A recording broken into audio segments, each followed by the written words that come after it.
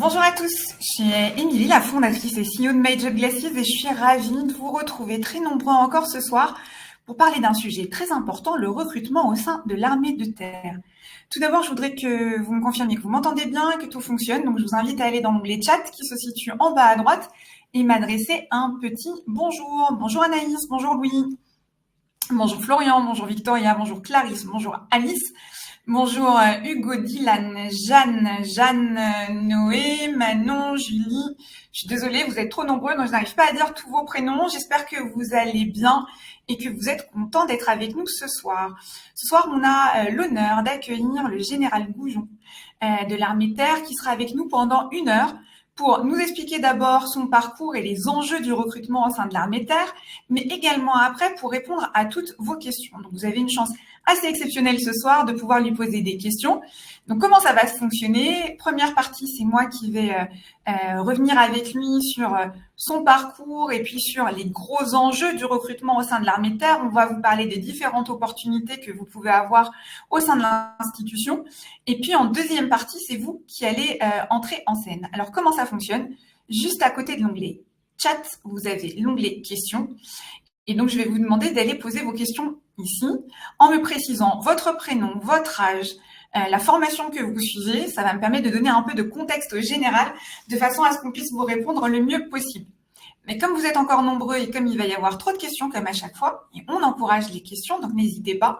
Je vais vous inviter aussi à aller voter pour les questions qui vous intéressent le plus. Donc n'hésitez pas à mettre en avant les questions qui sont celles qui vous intéressent de façon à pouvoir justement m'aider à trouver comment ça fonctionne. Ça vous va? Vous êtes partant? Dans le chat, n'hésitez pas à me dire, Louis nous dit c'est une très bonne idée, parfait. Est-ce que certains sont là pour la première fois? Est-ce que certains sont des habitués de nos webinars? Super. Première fois. Bon, bah, génial. Vous commencez bien avec les enjeux du recrutement au sein de l'armée de terre. Bah, ravi de vous avoir avec nous. Bon, je vous ai fait assez attendre. Donc, la bonne nouvelle, c'est que le général va nous rejoindre dans un instant. Et magie du direct, dans quelques secondes, le général sera avec moi. Bonjour général, merci d'être avec nous. Avec plaisir, bonsoir. Alors général, vous savez, on a une petite coutume dans ces webinars, c'est qu'on commence par ce qu'on appelle le portrait de l'invité. Donc j'ai quelques questions à vous poser pour en apprendre un petit peu plus sur votre parcours au sein de l'armée de terre. Et ma première question, c'est s'il y avait un seul souvenir qu'il fallait mettre en avant, votre meilleur souvenir dans l'armée de terre, qu'est-ce que ça serait? Mon meilleur souvenir dans l'armée de terre, c'est des centaines de petits souvenirs, de moments d'amitié et de camaraderie. Là, je vous aide pas. Non. Alors, mais c'est quand même l'important. Moi, ce qui me marque après une trentaine d'années, c'est l'amitié. Non, le meilleur souvenir, le souvenir fort, j'étais pas bien vieux. J'étais sorti d'école 6 mois auparavant et je suis parti en alerte en 3 jours. On est parti, c'était les débuts de la guerre du Kosovo. Et un soir, ça a vraiment commencé.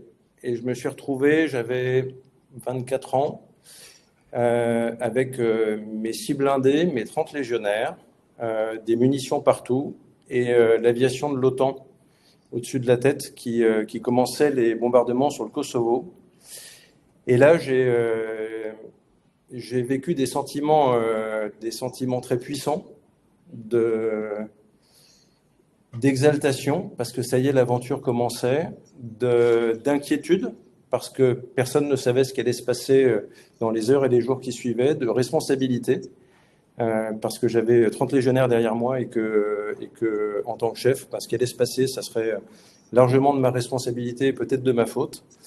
Et ça a été un moment particulier dans ma vie professionnelle, mais dans ma vie tout court. Et si c'est mon meilleur souvenir, c'est parce que c'est là que j'ai touché du doigt tout ce que la vie, tout ce que le métier que j'avais choisi avait de fort et de profond. Voilà. Donc, mon meilleur souvenir, moi, j'étais tout petit et c'était les débuts du conflit au Kosovo. Merci. Et s'il y avait un moment, le plus gros challenge que vous avez eu jusqu'à présent dans votre belle carrière au sein de l'armée de terre? Mon plus gros challenge, euh, une opération en Centrafrique. J'étais le chef des opérations de l'état-major des forces françaises en Centrafrique en 2014, dans un contexte qui était horriblement compliqué, à essayer avec des moyens assez limités de maintenir le couvercle sur la cocotte minute qui était en permanence sur le point d'exploser, au croisement de problèmes qui étaient strictement militaires, qui étaient humanitaires, qui étaient économiques, avec, je leur dis, en fait, assez peu de moyens, une cohésion extrêmement forte dans notre équipe et un défi monstrueux sur les bras. Et en fait, le plus gros challenge professionnellement, ça a été celui-là parce que voilà, on est envoyé sur une mission avec des moyens limités, des buts qui sont très élevés et puis qui sont humainement touchants. Quand vous avez quelque chose qui est en train de basculer en guerre civile et que votre mission, c'est de l'empêcher, voilà, ça donne un sens particulier à tout ça et vous faites face à un défi qui est monstrueux et puis vous comptez sur vous et sur ceux qui sont avec vous. Inspirant. Comment vous en êtes venu à rejoindre l'armée de terre? Ça a été quoi au départ? Vous aviez de la famille militaire, vous veniez pour un projet en particulier, vous avez poussé la porte par hasard? Il y a tellement d'histoires à chaque fois, c'est intéressant de savoir ce qui a fait vos premiers pas dans l'armée de terre. Alors, mon père était militaire, était pilote d'hélicoptère, mais c'est en fait paradoxalement pas du tout ça qui m'a fait venir dans l'armée de terre, hein, parce que j'avais choisi une autre voie. J'étais étudiant à Dauphine. Ah. J'étais étudiant en économie-gestion à Dauphine, et puis j'étais membre du comité d'organisation du Challenge Pays Dauphine, la course de voile. Voilà. J'étais parti sur complètement autre chose. Et puis, en fait, je me suis projeté quelques années en avant. Et puis, ça a été un cheminement, en fait. Hein. Et puis, progressivement, je me suis dit, j'ai besoin de grand air et de mouvement. C'est une phrase saint-cyrienne. J'avais besoin de grand air et de mouvement. Je voulais pas être enfermé. Je voulais avoir des responsabilités, aller faire des choses très différentes. Je cherchais un peu d'aventure aussi. Voilà. Et en fait, c'est ce qui m'a amené à passer le concours de Saint-Cyr. Voilà. Donc, comme quoi, Dauphine, ça mène à tout. Exactement. Merci pour cette première partie. Donc, du coup, notre carte d'identité de l'invité qui est un petit peu terminée. À la différence des autres webinars où on va vraiment suivre le parcours de notre invité, là, on voulait profiter de la chance de vous avoir pour entrer plus largement sur les enjeux de recrutement de l'armée de terre et pouvoir échanger avec vous justement sur toutes les opportunités que l'armée de terre peut apporter aux jeunes hommes et jeunes filles, parce que j'en vois pas mal dans les prénoms que j'ai donnés tout à l'heure qui sont là avec nous ce soir. Si vous aviez peut-être un mot d'introduction à dire à nos jeunes, pourquoi l'armée de terre, c'est peut-être pour eux, et pourquoi il faut qu'ils poussent la porte et qu'ils restent avec nous jusqu'à la fin de ce webinaire pour en apprendre plus sur l'armée de terre. Le plus simple, c'est de dire qu'en fait, l'armée de terre, elle peut apporter quelque chose à chacun. C'est une très grande organisation. On est 105 000 dans l'armée de terre. Une armée qui se déploie, c'est comme une ville qui se déploie au milieu de nulle part. Alors, tout le monde sait qu'on a des postes de combattants. Tout le monde sait qu'on a des pilotes de drones. Tout le monde sait qu'on a des pilotes d'hélicoptères.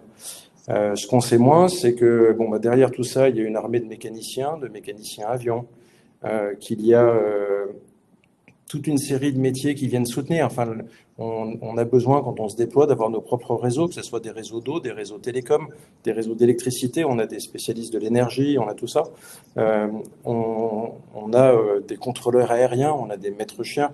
Une armée qui se déploie, c'est un peu comme une ville de 30, 40, 50 000 habitants qui va se déployer avec absolument tous ses services. L'autre aspect, c'est qu'il y a des responsabilités de tous les niveaux. Et en fait, le marqueur de l'armée de terre, c'est d'offrir cette complétude de métiers. On recrute sur 117 premiers métiers. Donc, on trouve vraiment de tout. Et l'autre aspect, c'est qu'on trouve tous les niveaux de responsabilité. On peut rentrer dans l'armée de terre comme simple soldat, on peut rentrer dans l'armée de terre comme sous-officier, premier niveau de cadre, où à 22, 23 ans, on va être responsable d'une équipe de quelques personnes. On peut rentrer directement comme officier, après un passage en école, où on va avoir la responsabilité d'unités tactiques de 20, 25, 30, 40 personnes. Et c'est un peu la magie de l'armée de terre, c'est-à-dire qu'il y a vraiment quelque chose pour chacun. Et en fait, moi, c'est un des points que j'ai à dire à tous nos jeunes qui sont là, c'est il y a forcément quelque chose pour vous, mais c'est souvent quelque chose que vous ne soupçonnez pas. Voilà, vous avez l'image de l'armée de terre, voilà, tenue camouflage, casque sur la tête, fusil à la main. Oui, ça c'est un de nos métiers. Voilà. Il y en a 116 autres. Et la particularité de ces métiers-là, c'est que en fait, vous le ferez aussi avec un casque et un fusil à la main. Voilà. C'est un truc que je dis souvent, nos jeunes qui sont en bachelor, en BTS, tout ce qui est réseau. On peut monter des antennes chez SFR ou chez Orange. On peut monter des antennes ou faire de la maintenance de réseau les deux pieds dans le sable ou les deux pieds dans la neige. Voilà. Et en fait, c'est ce dernier rapport de l'armée de terre que je trouve toujours intéressant, c'est qu'il y a un métier pour chacun. Certains de ces métiers, on les trouve aussi dans le civil, mais la manière de le faire chez nous est complètement différente parce que le contexte est différent. On est amené à le faire dans des conditions parfois très particulières et même extrêmes dans certaines circonstances. Et puis dans un contexte, dans un milieu humain qui est quand même particulier, parce qu'il y a un esprit de famille, il y a une camaraderie. J'en parlais tout à l'heure. C'est le premier truc qui me frappe quand je regarde 25 ans en arrière, c'est la camaraderie. Et en fait, cette cohésion, cet esprit de famille, c'est un des gros marqueurs de l'armée de terre. Donc il y a une place pour chacun, une responsabilité pour chacun, quel qu'en soit le niveau, et puis une place autour de la table de famille. Et quand vous dites qu'il y a une place pour chacun, je vais aller peut-être un peu sur les clichés, mais est-ce qu'il y a une place pour les filles dans l'armée de terre ? Oui. Alors, non seulement il y a une place pour les filles, mais en plus on en a beaucoup plus qu'on ne le croit. Il y a à peu près 11% de filles dans l'armée de terre. C'est un chiffre qui est à peu près stable depuis de nombreuses années. Personnellement, j'aimerais dans certains métiers pouvoir l'augmenter. En fait, les filles, elles nous apportent des compétences dont on manque. Il y a beaucoup de filles qui travaillent dans des métiers de pointe, qui n'ont pas forcément l'idée de venir chez nous.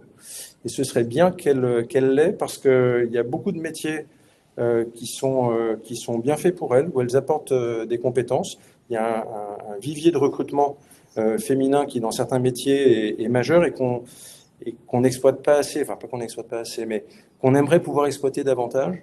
Et donc, on cherche à s'adresser plus particulièrement aux filles. Voilà. En revanche, la difficulté, c'est que les filles ont plus de mal que les garçons à sauter le pas. Et c'est un effort permanent qu'on fait pour leur montrer qu'elles ont toute leur place et qu'elles n'ont pas forcément de soucis à se faire.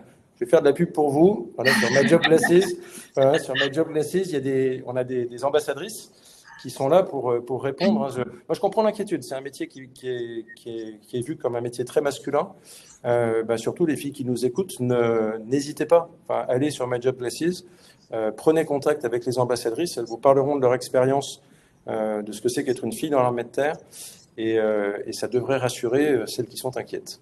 Et pour la petite histoire, moi j'ai échangé avec des ambassadrices de chez vous qui me disaient qu'elles sont en effet très contactées par des jeunes filles qui viennent leur poser des questions et qu'elles ont même des mamans qui viennent les voir. C'est-à-dire que les jeunes filles, une fois qu'elles sont convaincues et qu'elles ont envie de venir chez vous, viennent même avec leur maman pour rassurer la maman aussi et que la famille entière soutienne cette envie de rejoindre l'armée de terre. Et donc, du coup, n'hésitez pas, en effet, si vous êtes intéressé à l'issue du webinaire, à poursuivre les échanges avec les ambassadrices de l'armée de terre. Elles seront ravies de vous partager leur quotidien. Donc, j'ai compris que, hommes ou femmes, on a tous une place dans l'armée de terre, que l'armée de terre recrute à tout niveau, c'est-à-dire qu'il ne faut pas forcément être super diplômé et aller sur une idée d'officier. Il y a finalement beaucoup de responsabilités. Vous en parliez juste avant. Vous parliez des sous-officiers qui avaient quand même une responsabilité managériale assez forte et à un très jeune âge, avec pas forcément énormément d'études aussi. Ça, c'est aussi une vraie opportunité. Et puis, si je ne me trompe pas, l'armée de terre, c'est un vrai escalier social et il y a un grand nombre de sous-officiers qui deviennent officiers après, ou même de soldats du rang qui deviennent sous-officiers. On grandit dans l'armée de terre, on est formé et on se développe continuellement. Il y a beaucoup de choses dans tout ce que vous venez de dire. Encore une fois, il y a une place pour chacun. Donc, tous les ans, je recrute des polytechniciens et des docteurs. Je recrute des gens qui ont des masters, des gens qui ont des bachelors, des bacheliers, des gens qui ont des BEP, des CAP, et puis des gens qui n'ont pas du tout de diplôme. Ce qui est très particulier dans notre système, c'est qu'on offre à un niveau de diplôme très raisonnable de vraies responsabilités. On recrute des cadres avec un simple bac. Parce que la particularité de l'armée de terre, j'aurais dû le dire tout à l'heure, la particularité de l'armée de terre, c'est qu'elle forme. Beaucoup de nos métiers ont une forte dualité avec le civil, mais il n'empêche qu'à la fin, ça se fait avec des matériels et dans un environnement un peu particulier.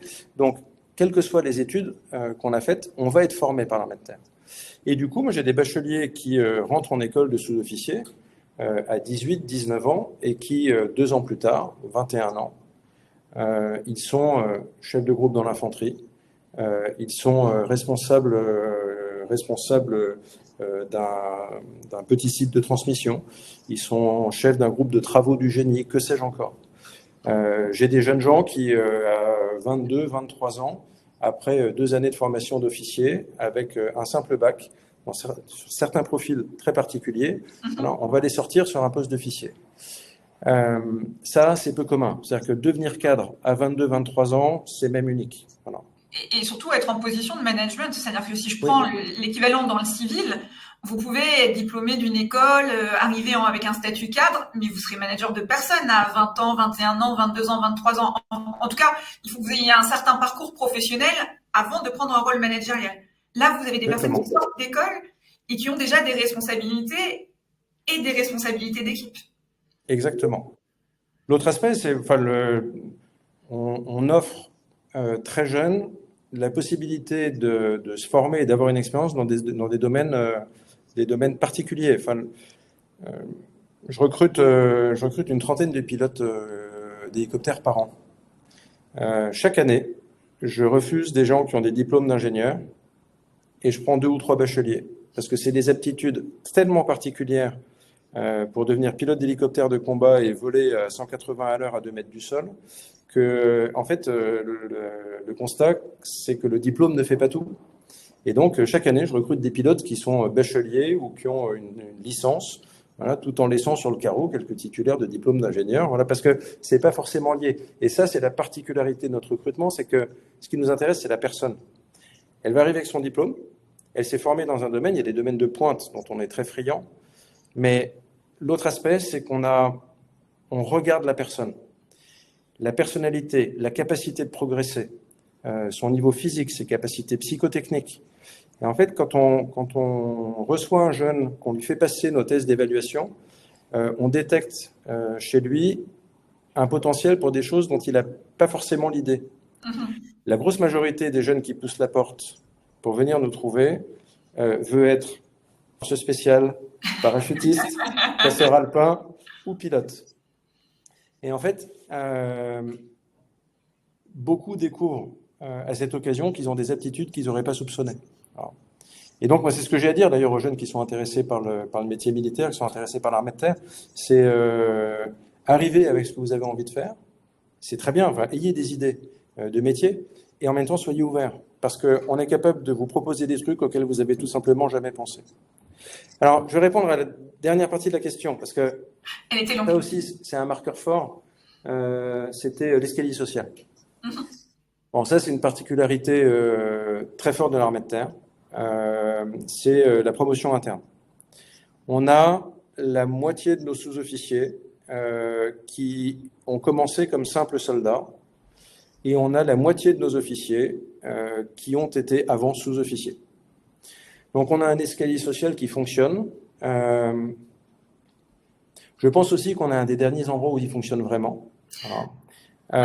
C'est dans l'ADN de l'armée de terre, cette exigence, cette idée que chacun est là pour progresser, ce qui va dans les deux sens. En fait, on offre à chacun la possibilité de progresser et dans l'autre sens, on demande à chacun de chercher à s'élever. On pousse les gens à passer des examens, à passer des concours. Voilà. Et c'est quelque chose qui est vraiment dans notre ADN et c'est assez génial de voir des gens qui sont arrivés parfois avec le bac, parfois même sans diplôme, et qu'on retrouve 10 ans plus tard, 15 ans plus tard, avec des galons d'officiers à la tête d'une cinquantaine, d'une centaine de personnes, ou dans des domaines extrêmement pointus. L'autre aspect de cet escalier social, c'est la capacité de donner une vraie diversité à sa carrière. On peut changer de métier. Enfin, moi, j'en suis l'exemple vivant. Moi, j'ai commencé à la Légion étrangère, dans les blindés. Je faisais les comptes avant de venir. En 28 ans, j'ai eu 12 jobs différents. Voilà. J'ai été chef d'unité tactique de différents niveaux, de plus en plus grosses, mais j'ai aussi été prof, j'ai aussi été étudiant, master aux États-Unis, à un moment de ma carrière, on m'a envoyé faire un master. Je me suis occupé de prospective technologique, je me suis occupé de programmes d'armement. Aujourd'hui, je m'occupe de ressources humaines, de recrutement. Voilà. Et en fait, alors là, je parle pour une carrière d'officier, mais c'est vrai dans beaucoup de domaines. En fait, une carrière militaire, c'est pas forcément linéaire. On peut s'élever facilement quand on a envie de le faire. On peut s'élever. On peut aussi changer de métier, changer de région, changer à la limite complètement de vie. Hein, certains le font. Voilà, commençant dans un domaine et basculant dans un autre qui n'a rien à voir. Et en fait, c'est un des trucs très sympas dans le métier militaire, c'est le fait que l'armée de terre offre cette possibilité d'une carrière complètement plurielle. Alors, et ça, c'est assez unique. Et justement, parmi ces carrières plurielles dont vous parliez, et le côté sympa aussi, souvent on nous parle des OPEX. Est-ce que vous pouvez expliquer ce qu'est une OPEX et nous parler de ces opportunités-là aussi que beaucoup de jeunes, finalement, enfin, qui donnent des étoiles dans les yeux de beaucoup de jeunes. Alors, OPEX, en français, opération extérieure. Donc, ce sont les engagements en opération à l'extérieur de nos frontières. L'OPEX, c'est notre finalité. Voilà. Partir en opération, c'est le travail d'une armée de terre. Une des particularités de l'armée de terre française par rapport à certains autres pays en Europe, c'est que nous, on est une armée d'emploi. On est une armée qui est employée à longueur de temps. On part en opération régulièrement. Dans ma carrière, je ne vais pas toutes vous les faire. Hein. Voilà, j'en ai fait 9 principales. Voilà, j'ai été dans les Balkans, j'ai été au Levant, j'ai été en Afrique, parcouru le monde. L'opération, l'OPEX, c'est le moment où on concrétise tout ce pourquoi on s'est préparé. Les étoiles dans les yeux dont vous parliez, c'est le fait que c'est le moment où ça y est, c'est pour de vrai. C'est notre finalité, c'est notre exigence. Voilà, parce que ce sont des moments qui sont parfois des moments difficiles, même des moments extrêmes. C'est ce qui répond à notre soif d'aventure. En fait, la raison pour laquelle on aime ce métier, c'est qu'il répond à une attente extrêmement profonde, c'est une vie qui bouge et une vie d'aventure. Je suis très frappé par une chose, c'est que les gens qui viennent chez nous, viennent chercher cette aventure, viennent chercher la fraternité, viennent chercher l'exigence, ils viennent chercher le dépassement de soi. Et ce qui est très intéressant, c'est qu'ils le trouvent. Et ça, c'est ce qui est concentré dans l'OPEX. Quand on est engagé en opération, ça y est, c'est pour de vrai. Et en fait, tout ce travail de préparation, cette excellence technique qu'on recherche, cette très forte cohésion humaine, cette fraternité qui est un vrai facteur d'efficacité, tout ça, ça cristallise dans l'OPEX. Et je suis très frappé en regardant en arrière, votre question est pas mal pour ça. Quand je regarde en arrière, en fait, les OPEX ont été des moments qui ont scandé ma carrière, qui ont été des espèces de jalons de contrôle et qui, à chaque fois, m'ont amené à me questionner en rentrant. Est-ce que c'était bien? Est-ce que je continue? Et en fait, le constat que j'ai posé à chaque fois, oui, c'était bien, même si c'était dur. Et en fait, c'est ce pourquoi j'étais venu. Et en fait, cette cohérence entre ce qu'on vient chercher et ce qu'on trouve, je pense que ça, c'est une des choses les plus importantes. C'est des choses qui font rester, en fait. Et ça cristallise dans l'OPEX. Et c'est pour ça qu'on a des étoiles plein les yeux. J'ai une question, je me mets à la place d'un très jeune qui vous écoute et qui a envie de vous rejoindre, mais qui a peut-être prévu de ne pas vous rejoindre tout de suite.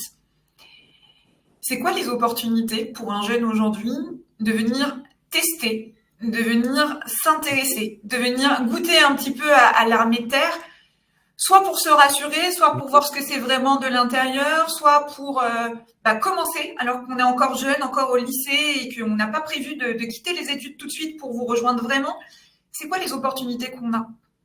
Alors, on a développé d'année en année toute une offre découverte, en particulier centrée sur les lycéens, avec quelques outils. Le premier, mais ce n'est pas le plus important, sont les stages de seconde. Donc là, on est dans une phase de montée en puissance sur les stages de seconde pour offrir à peu près 5000 places cette année.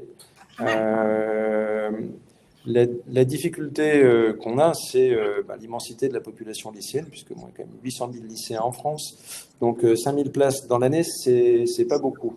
Donc, on augmente également notre offre de période militaire. Et ça, je pense que ceux qui nous écoutent, qui sont dans cette catégorie, c'est sans doute le truc le plus intéressant.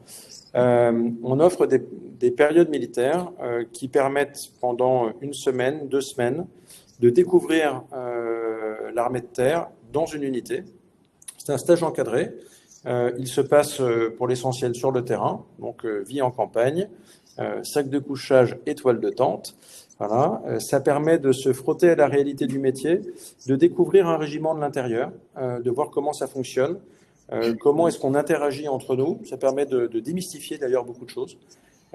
Et en fait, ça peut aussi être un premier test ou un premier moyen de se rassurer pour quelqu'un qui hésite. Et là, typiquement, c'est à partir de 16 ans. Alors, les périodes militaires, c'est à partir de 16 ans. On a une offre qui est assez importante, parce qu'on offre 8000 places, 10 000 places dans l'année. Et là, pour le coup, c'est assez simple. Alors, si des jeunes sont intéressés pour une période militaire, qu'ils se rapprochent des centres d'information recrutement, ou qu'ils aillent sur s'engager.fr. S'engager.fr, c'est notre site de recrutement, et il y a un petit onglet sur découvrir. Voilà. Et ils peuvent s'inscrire pour des périodes militaires. Ensuite, dans l'offre découverte, ça dépend, je ne sais pas du tout qui est en ligne, mais s'il y a des étudiants, par exemple, qui veulent faire une année de césure, on a une offre qui s'appelle les aspirants, voilà. Les volontaires aspirants, qui peuvent passer 1 an avec un grade d'aspirant. Aspirant, c'est le tout premier grade d'officier. On les forme pendant 1 mois et ensuite, ils prennent une mission. Alors, ça peut être une mission dans un régiment, dans une unité des forces. Ça peut être une mission dans un état-major. Moi, par exemple, au recrutement, j'ai un aspirant qui travaille pour moi sur les questions d'enseignement supérieur. J'ai un aspirant qui travaille sur des questions de système d'information. Voilà, j'ai croisé l'autre jour un aspirant qui était dans un régiment et qui, dans un état-major, d'une grande unité de l'armée de terre, et qui travaille sur le montage de grands exercices à l'étranger, sur le Moyen-Orient. Donc, on a une offre découverte centrée sur des missions. Voilà. Et là aussi, cette offre est en ligne. Donc on peut la trouver sur s'engager.fr. Il suffit de se manifester via s'engager.fr vers des conseillers en recrutement qui peuvent vous orienter vers les offres pour les années de césure. Voilà. Donc, on a une offre qui est très large. En effet. Et alors, on parle beaucoup de la réserve. C'est quoi la réserve? Et moi, en tant que jeune encore en cours, qu'est-ce que je peux venir faire dans la réserve, dans l'armée de terre? Et est-ce que c'est un moyen, pareil aussi, de m'engager et de tester l'armée de terre pour peut-être demain être recruté au sein de l'armée de terre? Alors, pour ceux qui ne sont pas familiers de tout ça, un réserviste, c'est quelqu'un qui travaille dans le civil, dans le privé, dans une administration, et qui est, entre guillemets, militaire à temps partiel. Il a un métier dans l'armée de terre, un grade dans l'armée de terre, et il va occuper sa fonction pour une durée qui dépend de ses capacités. Certains vont être actifs 20 jours dans l'année, dont d'autres vont être actifs 2 mois, 3 mois, 4 mois. Bon, il y en a certains, on monte au-delà de 4 mois. Donc, ils sont militaires à temps partiel. Ces militaires à temps partiel, il y a des anciens militaires, mais il y a aussi énormément d'étudiants. Il y a un énorme rajeunissement des unités de réserve ces dernières années, parce que c'est un des moyens de financer ces études. En fait, c'est très basique, hein, c'est très prosaïque, mais c'est un moyen de financer ces études. Et en fait, on a un très gros rajeunissement de la réserve, parce qu'il y a 2 choses qui se rencontrent. C'est une volonté de servir. Il y a beaucoup de jeunes qui par patriotisme ou par envie de vivre une expérience un peu particulière, un peu forte, se disent tiens, je vais faire de la réserve. Et puis un besoin, voilà, qui est le fait de financer ces études. Et du coup, on a des réservistes qui font ça pendant leurs vacances, pendant l'été, voilà, et ça participe à financer leurs études. Alors la réserve, ça se développe beaucoup. Là, on a à peu près 25 000 réservistes dans l'armée de terre. On est en train de monter progressivement en direction de 50 000 à la fin de la décennie. Donc oui, il y a beaucoup de besoins. Là aussi, dans tous les métiers et partout en France. Donc ça, c'est le bon côté. Hein, c'est que voilà, que vous soyez à Marseille, à Toulouse, à Lille ou à Paris, il y a forcément une unité de réserve qui a besoin de vous à côté de chez vous. Donc, et puis dans tous les métiers, ça c'est l'autre aspect. Chacun vient un peu comme il est. On peut être réserviste dans un métier de combattant. On peut aussi être réserviste parce qu'on a une spécialité particulière. Voilà, moi j'ai des alternants par exemple. J'ai des alternants chez moi qui intègrent la réserve et en fait ils sont alternants dans des domaines un petit peu pointus liés à la donnée. Et en fait ils vont devenir réservistes dans des domaines eux aussi liés à la donnée, puis des domaines un peu confidentiels. Voilà, donc on peut faire des choses vraiment intéressantes. Parfait. Général, j'ai plein d'autres questions à vous poser, mais eux aussi, ils en ont. Et je vois qu'il y a beaucoup de questions qui sont là côté jeunes. Donc, du coup, je vous propose de passer à une première question de Victoria qui nous dit « Mes respects, mon général, comment se déroule le concours d'entrée à Saint-Cyr après un bac+5 ? Quel est le parcours à suivre par la suite pour devenir officier RH au sein d'un régiment ?» C'est la même question. C'est 2 questions. Mais 2 questions. D'accord, ok. Il n'y a pas de lien entre les deux. Alors, quand on a bac+5, on peut se présenter au concours des officiers sur titre. Il faut déposer un dossier dans un centre de recrutement. Donc, vous pouvez prendre contact via s'engager.fr. Et le concours va se dérouler en 2 temps. Le premier temps, votre dossier est étudié. Pardon, j'ai loupé un temps. On va vous convoquer pour une évaluation.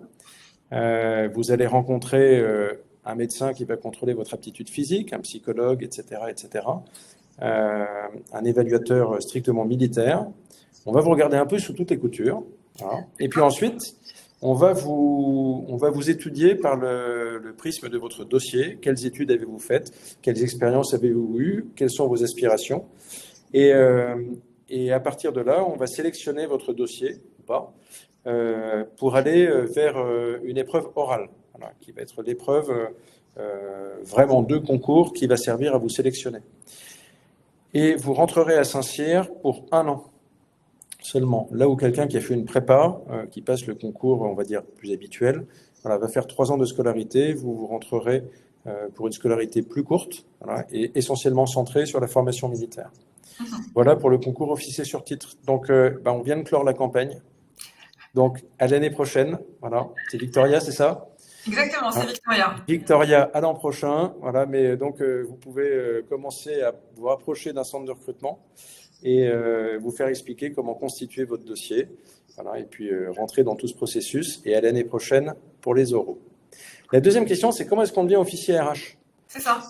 Alors, c'est un autre recrutement et ça va me permettre de parler de beaucoup d'autres métiers. On recrute des officiers sous contrat, spécialistes, dans toute une série de domaines, les ressources humaines, les télécoms, la donnée, le renseignement, les travaux d'infrastructure, la psychologie. Bon, je pourrais continuer comme ça pendant longtemps.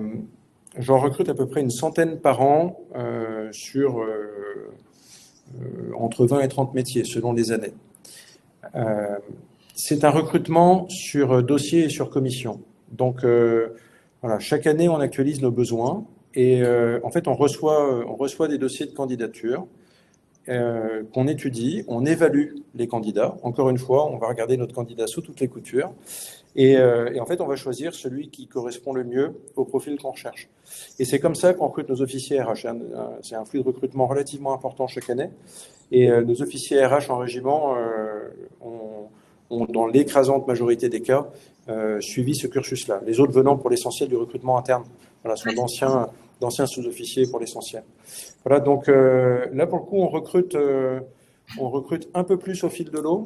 On peut rentrer aux écoles de Couët-Quidan plusieurs fois dans l'année. Donc, vous pouvez, à n'importe quel moment de l'année, vous manifester à un centre de recrutement, quel que soit votre spé, RH ou autre, voilà, pour faire acte de candidature. Merci. Question de Jeanne. Bonjour Général, je m'appelle Jeanne et je voulais savoir comment se passe l'équilibre vie pro, vie perso dans l'armée, en termes d'horaire, d'affectation et de logement, par exemple. Qu'est-ce que vous pouvez nous dire sur ça? C'est le sujet compliqué et c'est pour ça que notre métier n'est pas le métier de tout le monde et que c'est un choix de vie. Je vous le dis, et si un jour vous rencontrez un conseiller en recrutement, il vous dira la même chose, il ne vous mentira pas. Le métier militaire, c'est un métier qui a des sujétions qui sont importantes. Voilà. Donc des contraintes qui sont importantes. Une contrainte de mobilité. Voilà, quand on est officier, en particulier, on est forcément muté à un moment ou à un autre. Sous-officier, un petit peu moins, mais ça arrivera aussi. Nos soldats, moins. Honnêtement, nos soldats sont beaucoup plus stables. Voilà, mais quand on est cadre, officier en particulier, il y a toujours un moment où on bouge. On peut partir à tout moment.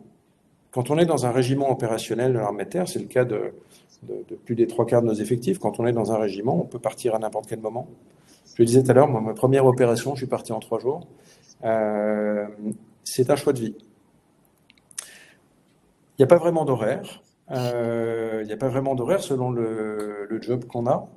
Alors après, encore une fois, c'est très différent. Selon que vous êtes dans une unité d'infanterie ou de blindés, le couteau entre les dents, comme on dit, ou selon que vous êtes dans un emploi d'état-major, c'est pas du tout la même vie. Et là aussi, en fait, il y a 117 premiers métiers, il y a 117 réalités vécues différentes.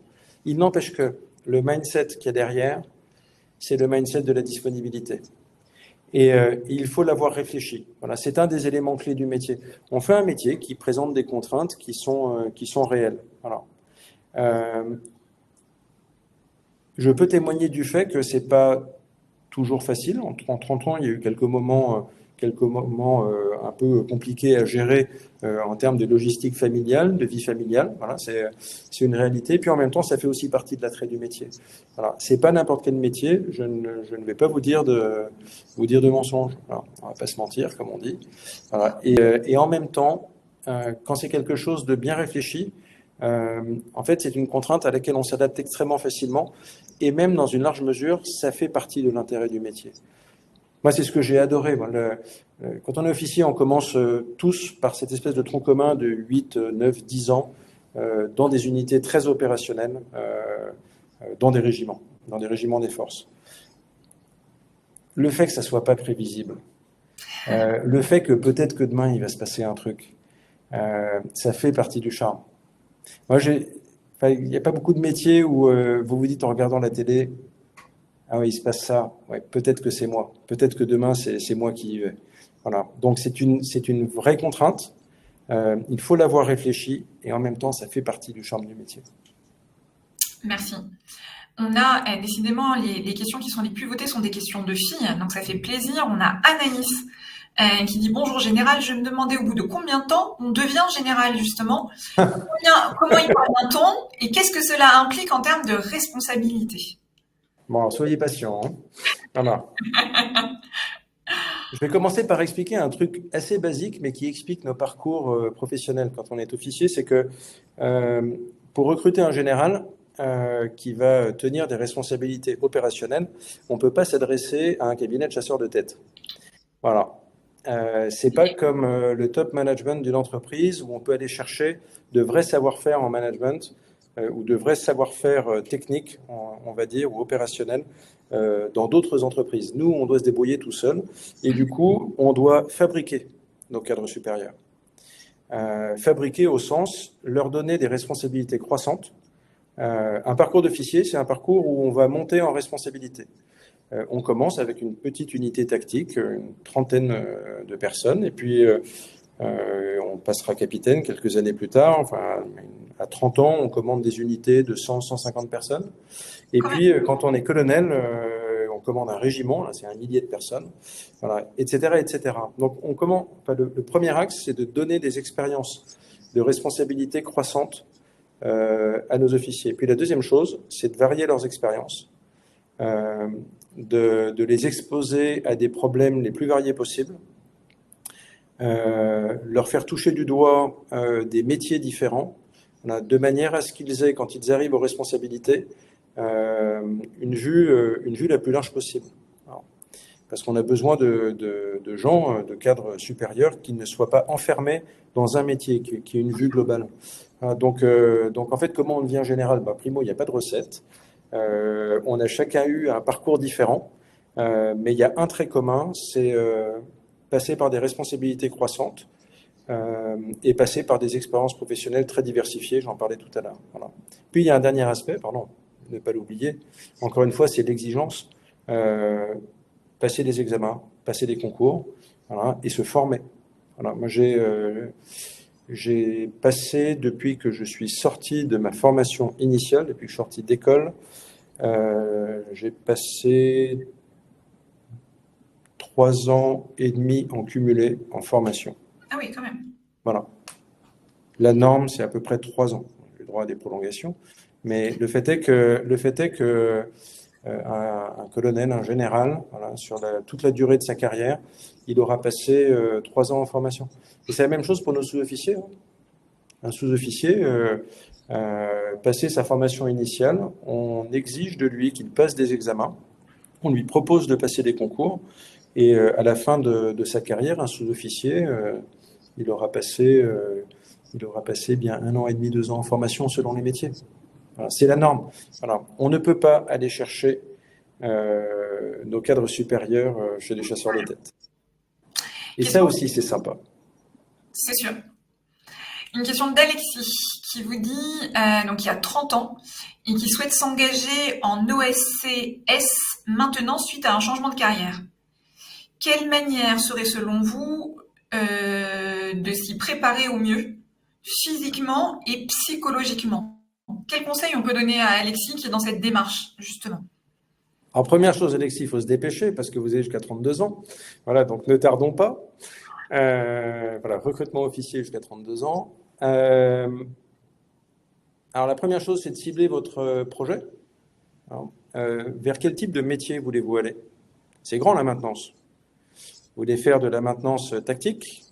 Vous voulez faire de la supply chain? Qu'est-ce que vous voulez faire? La maintenance, en fait, c'est pas une réalité unique dans l'armée de terre. Ça recouvre des métiers très différents.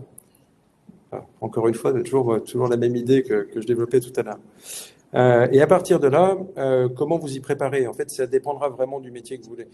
Dans la maintenance, on peut vous proposer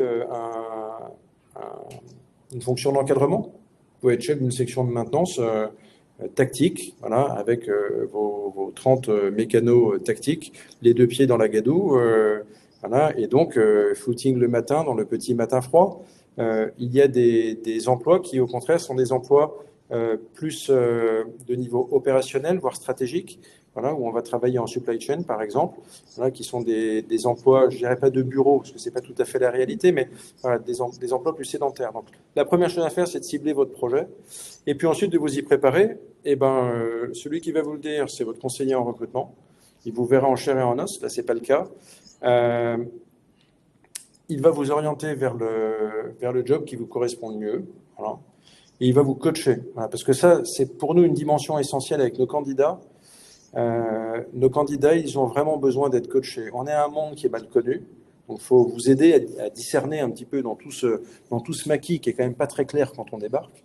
Il faut qu'on vous accompagne, qu'on vous conseille, mais également qu'on vous prépare. Donc, il se trouve qu'en ligne, on a des conseils de préparation physique. Voilà. Et une chose sur laquelle on vous aidera pas à vous préparer, c'est tout ce qui est psychotechnique. Voilà, parce que là, on aimerait que vous passiez vos tests sans avoir été trop dégrossi, voilà, qu'il n'y ait pas de biais.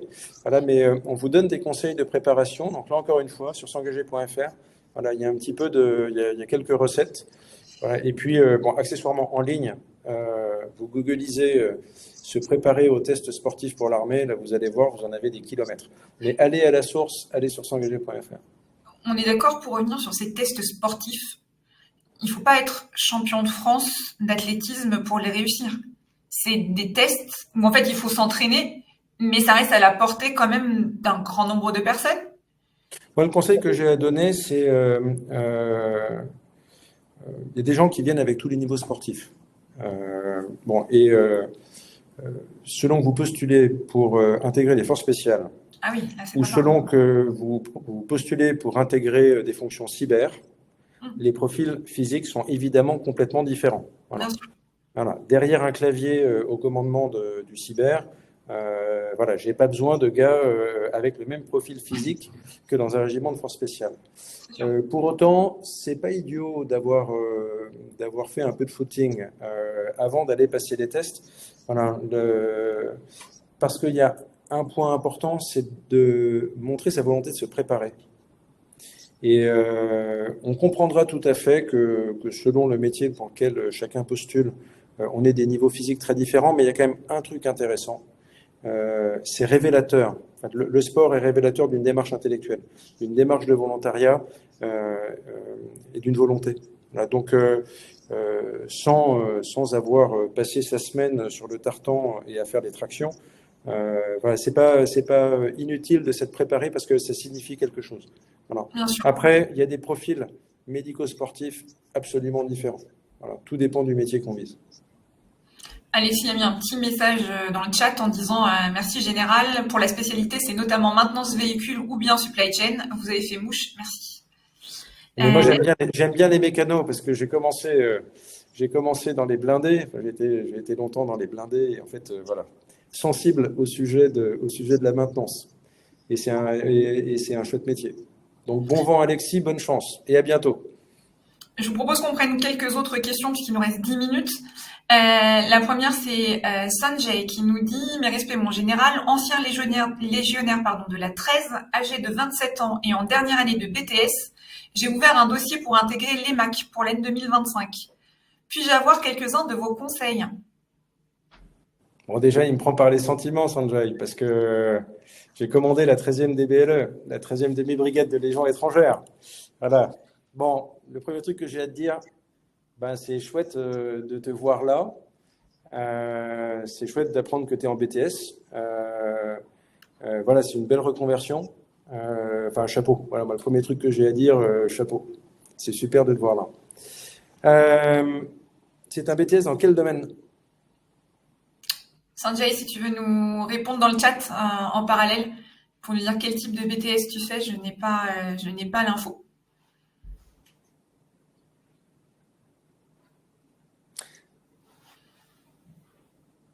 Non. Ah, bon, il est en train de dire, donc il va nous le dire. Ouais. Vous pouvez nous expliquer ce qu'est l'EMAC pour ceux qui ne connaissent pas? La question, voilà, exactement, c'est ce que je m'apprêtais à faire. La question que pose Sanjay, c'est je suis en BTS et je veux intégrer le corps des officiers à travers l'école militaire des aspirants de Couët-Quidan qui forme les officiers sous contrat. Alors, les officiers sous contrat, il y a deux populations, les officiers spécialistes, dont j'ai parlé tout à l'heure, et les officiers d'encadrement, les officiers sous contrat d'encadrement, qui vont dans tous les métiers de l'armée de terre, l'infanterie, la cavalerie, l'artillerie, la logistique, que sais-je encore, encadrer des unités. Donc, ils vont suivre le parcours dont je parlais tout à l'heure, le mien. Ils vont commencer à la tête d'une section avec 20 ou 30 subordonnés, puis ensuite ils passeront capitaine, etc. Voilà, c'est les fonctions d'encadrement. Exactement comme les officiers sous contrat spécialistes, pour devenir officier d'encadrement, il faut se manifester à un centre d'information en recrutement, constituer un dossier, passer des évaluations. Voilà.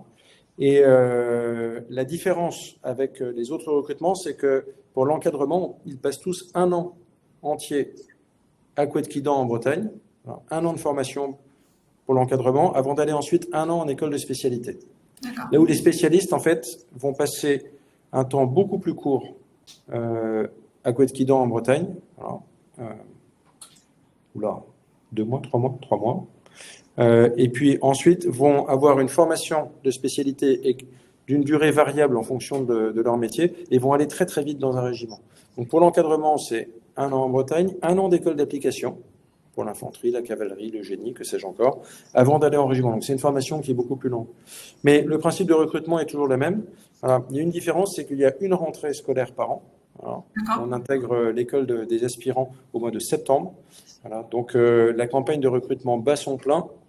Donc si Sanjay veut faire sa rentrée des classes de septembre comme élève officier une fois son BTS en poche, qu'il pose son dossier ces prochains mois. Voilà, on est en pleine campagne de recrutement officier. Alors, ce que Sanjay nous dit, c'est qu'il est en BTS agroalimentaire scientifique et qu'il souhaite intégrer le domaine de combat blindé et, si possible, rester dans la brigade 6BLB. Alors, en fait, en agroalimentaire, alors là, honnêtement, il doit bien y avoir un job. Ceci dit, il y en a forcément un. Nous, ce qui va nous intéresser, c'est l'homme. En fait, Sanjay ou d'autres parmi vous vont arriver avec des diplômes dans des domaines extrêmement pointus. Peut-être que je n'ai pas le truc qui correspond exactement. Mais pour être officier d'encadrement, pour commander des hommes, pour être à la tête d'une section d'une trentaine de personnes, en fait, votre diplôme compte, mais ce qui compte surtout, c'est vous. Alors, on va vous regarder sous toutes les coutures et on va se poser la question, est-ce que lui, c'est un chef ? Nos sous-officiers, c'est la même chose. Voilà, on a des gens qui arrivent avec tout type de diplôme. Avant d'envoyer quelqu'un à Saint-Mexan, à l'école des sous-officiers, la première question que je vais me poser, c'est est-ce que lui, c'est un chef ? Alors, et ensuite, voilà, le diplôme permettra d'orienter vers tel ou tel métier. Donc, ça sera ouvert. Est-ce que je peux aller à tel endroit ? Ah ben là, moi, ma réponse, c'est on verra. Parce que le principe de nos écoles d'officiers, pour nos officiers d'encadrement, c'est que c'est au mérite, c'est au classement. Tout à fait. Un officier spécialiste, je vais le recruter au titre d'un métier particulier et au titre d'une affectation. Alors, il saura qu'il va aller servir à tel endroit pour tel métier. Un officier d'encadrement ou un Saint-Cyrien, il ne sait pas exactement où il tombera à la fin. Quand on rentre à Saint-Cyr, on sait qu'on sera officier, on sait qu'on commandera des hommes, mais on ne sait pas du tout si on sera fantassin, logisticien ou pilote d'hélicoptère. Quand on rentre à l'école des aspirants, on sait qu'on sera fantassin ou cavalier ou pilote d'hélicoptère, mais on ne saura pas à quel endroit précisément. Ça se fera au classement. Et ça, je pense que c'est un truc important à rappeler. Le mérite joue. Le mérite joue. En fait, c'est dans l'ADN de l'organisation. Voilà. Et typiquement, Sanjay, maintenant il faut bosser. Voilà, tu étais à la 13, tu sais ce que c'est. Voilà, c'est une belle voie, fais-le, mais il va falloir bosser. Question de Diana, qui a 19 ans et qui est étudiante infirmière. Elle souhaite s'orienter vers une carrière d'infirmière militaire et donc du coup, elle cherche à mieux comprendre les réalités du métier sur le terrain. Et elle nous dit que notamment, elle aimerait en savoir plus sur les conditions de vie en milieu militaire. Alors, je lis, notamment en ce qui concerne l'hygiène au quotidien. Existe-t-il des contraintes spécifiques pour les femmes attachées à leur confort et à leur propreté dans des contextes opérationnels ? La question est légitime. Alors, manifestez-vous au service de santé. Oui. Hein, et être infirmière dans les armées, ça recouvre des réalités complètement différentes, puisque dans le service de santé, ça va de l'infirmière d'antenne chirurgicale parachutiste, les deux pieds dans la gadoue sur les théâtres d'opération, jusqu'aux infirmières de bloc opératoire à l'hôpital Percy, dans des blocs chirurgicaux de pointe parmi les meilleurs de France. Donc là aussi, il y a une offre qui est très large. Donc manifestez-vous au service de santé, ils vous orienteront. La question sur les conditions de vie, c'est une vraie question. Moi, j'ai grandi dans une armée de terre où au début de la professionnalisation, on ne savait pas trop faire. Maintenant, ça y est, c'est quelque chose qui est intégré. Voilà, on a des, enfin, tout ce qui est sanitaire, tout ce qui est lieu de vie, etc. sur le terrain. Voilà, aujourd'hui, on sait vivre avec des trucs spéciaux pour les filles, des trucs spéciaux pour les garçons. Il y a une chose, en revanche, qui à la fin est la même pour tout le monde, c'est l'engagement opérationnel, c'est l'exercice du métier. C'est-à-dire que, en fait, moi j'aurais tendance un peu à évacuer cet aspect un peu logistique, un peu concret, sanitaire, etc. Ça c'est bon, c'est géré. Voilà. Moi, ce qui m'intéresse, ce qui est important, c'est d'avoir des filles et des garçons, parce que c'est aussi vrai dans l'autre sens, qui arrivent avec l'idée d'une vraie mixité bien vécue. Bon, et ça, de ce côté-là, on est une génération qui est super, parce que c'est assez natif. Mais la question, elle n'est pas logistique, elle n'est pas sanitaire. Voilà, ça, on sait faire. Voilà. Le point clé, c'est une mixité bien vécue. Voilà. Et vouloir rentrer dans cette mixité et dans cette promiscuité, dans certains cas. Voilà, parce que, il peut arriver qu'on se retrouve dans des conditions de vie très dégradées, où là, on saura faire avec, hein, on saura vivre correctement cette mixité, mais c'est pas pour autant qu'on vivra au Hilton sur le terrain. Voilà. Et Diana, si tu es intéressée par le service de santé des armées, tu as 50 ambassadeurs du service de santé des armées qui sont présents sur Major Blesses, donc tu peux aussi aller poursuivre les échanges avec eux pour aller plus loin. On a une question de Dylan, et ça sera sans doute la dernière que je prends ce soir parce que le temps passe vite avec vous, Général. On aimerait vous poser encore plein de questions.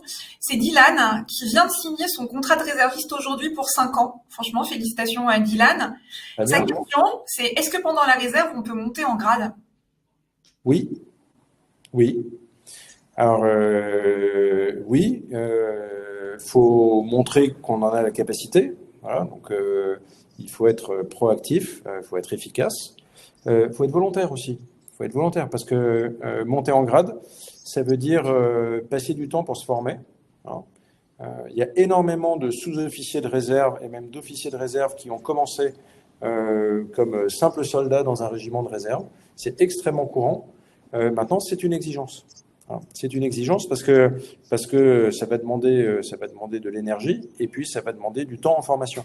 Voilà, donc évidemment, c'est un conseil que je donne souvent, c'est que la réserve ne soit pas un truc statique. On rentre dans la réserve, on est soldat, première classe ou caporal pendant X années. Non, cherchez à vous élever. Cherchez à vous élever parce que, en fait, la réserve, ça peut être le début d'un parcours très intéressant, la possibilité de devenir cadre de réserve, qui est une énorme plus-value pour votre formation personnelle et qui vous servira dans votre vie professionnelle civile toute votre vie. Donc, cherchez à vous élever. Enfin, on vous en offre la possibilité, cherchez à vous élever. Merci infiniment, Général, pour cet échange. Si je devais résumer, alors ça va être difficile parce qu'on a parlé beaucoup de choses, je retiens, et vous compléterez si j'oublie des choses, que l'armée de terre, c'est pour tout le monde. Il y a 117 métiers, il y a forcément quelque chose qui peut correspondre. C'est un vrai escalier social dans lequel on peut se former, s'élever, avoir de plus en plus de responsabilités. Les femmes, ils sont bienvenus, ils sont encouragés à rejoindre l'armée de terre. Qu'il y a plein de dispositifs pour découvrir, que ce soit des stages, de l'alternance, des préparations militaires. Dès 16 ans, on peut se rapprocher de vous et vivre, que ce soit une semaine au sein d'une unité ou plus longtemps, si on vient faire, vous parliez des aspirants et qui pouvaient passer une année de césure à vos côtés et découvrir vraiment de l'intérieur comment ça se passe. Il y a la possibilité d'être réserviste aussi, ou d'être d'active, et à chaque fois quand on est d'active, on et ça c'est quelque chose moi qui m'a marqué dans l'échange qu'on a eu aujourd'hui, même avec assez peu finalement d'études, on va sortir formé par l'armée de terre après une formation en interne, avec beaucoup de responsabilités qu'on ne retrouverait pas dans le civil à un si jeune âge. Et on n'en a pas tellement parlé, mais c'est aussi l'opportunité d'être présent avec un métier qui a du sens et qui est au service de la France, avec un vrai engagement qu'on porte. Et donc je sais que les jeunes sont aussi en recherche de sens, et donc du coup, qu'est-ce qui a plus de sens finalement que de s'engager avec vous aujourd'hui? Est-ce que j'ai bien résumé? Est-ce que j'ai oublié des choses? On n'a pas assez parlé de la question du sens. En même temps, c'est quelque chose qui, j'imagine, est parfaitement identifié par tous ceux qui nous écoutent. Voilà. Moi, le point clé, en fait, de notre métier, c'est de faire la chose la plus grave. Notre finalité, c'est la guerre. Et donc, la question du sens, elle se pose assez naturellement, d'autant plus que tout le monde sait qu'on a un métier qui est associé à la notion de risque. Alors le risque, on sait le gérer, on sait vivre avec, ça s'apprend d'ailleurs. Voilà. Mais le point clé derrière tout ça, et c'est ce qui nous tire vers le haut, ce qui nous tire vers l'avant, c'est la question du sens du métier. Je pense que la jeune génération de c'est un truc qui est un peu contre-intuitif, hein, moi j'en parle très souvent. On incarne quelque chose de fort pour cette génération. On répond à pas mal d'interrogations. On parlait tout à l'heure de l'escalier social qui marche pas très bien dans notre pays. Ça, les gens le savent, ils savent que chez nous ça fonctionne. Voilà, donc, tous nos mots-clés, le mérite, l'altruisme, la fraternité, l'exigence, l'équité, en fait, les jeunes savent qu'ils peuvent le trouver chez nous. Alors, en revanche, on incarne quelque chose de très fort qui peut faire hésiter. Voilà. Et il y a une appétence forte pour ce métier, il a du sens, il attire, mais il y a cette hésitation. Et j'en termine là-dessus, je fais de la pub pour My Job Glasses. Oui, c'est normal cette hésitation, qu'elle soit chez vous, qu'elle soit chez vos parents. Il faut savoir un truc, hein, je suis général, mon père était pilote d'hélicoptère à l'armée de terre. Mes parents ne m'ont jamais poussé à être militaire, au contraire. Voilà. Donc, vous, éventuellement vos parents, mais prenez contact avec des ambassadeurs. Voilà, parce que s'il y a quelque chose qui vous fait hésiter, on peut répondre à vos interrogations. Il y en a eu quelques-unes tout à l'heure. Voilà, et les ambassadeurs et ambassadrices sur My Job Glasses sont un outil pour vous qui est remarquable. Eh ben, ça va être le mot de la fin. Je m'excuse pour toutes les questions que je n'ai pas pu prendre, mais comme le dit le général, l'ensemble des ambassadeurs et des ambassadrices de l'armée de terre se tiennent à votre disposition sur My Job Glasses pour poursuivre les échanges. Donc n'hésitez pas à aller les voir, n'hésitez pas à les questionner à la fois sur leur métier, mais également sur comment ça se passe dans la réalité. Posez toutes les questions que vous avez. Prenez vos parents avec vous si c'est eux qui sont plus stressés que vous et qui ont des questions aussi. Mais en tout cas, c'est fait pour que vous puissiez avoir toutes les réponses, de façon à ce que vous puissiez vous engager aussi sereinement après si vous avez envie de le faire. En tout cas, on met tous les éléments autour de vous pour pouvoir le faire. Donc, n'hésitez pas à aller les voir et à les rencontrer. Ils sont là pour ça et ça leur fait plaisir de partager, comme le général l'a fait, avec beaucoup de passion, puisque c'est quelque chose qui ressort dans les commentaires des jeunes. Merci, général. Je vous donne rendez-vous très vite pour découvrir un nouveau parcours au sein de l'armée de terre. On essaye de vous mettre plein d'ambassadeurs, d'ambassadrices, de personnes qui ont des métiers différents pour vous raconter leur armée de terre à eux aussi et leur quotidien, de façon à répondre à vos interrogations et vous montrer tout l'univers des possibles au sein de l'armée de terre. Je vous dis à très vite. Merci beaucoup et bonne soirée. Merci, général, encore. Au revoir. Au revoir, Amélie.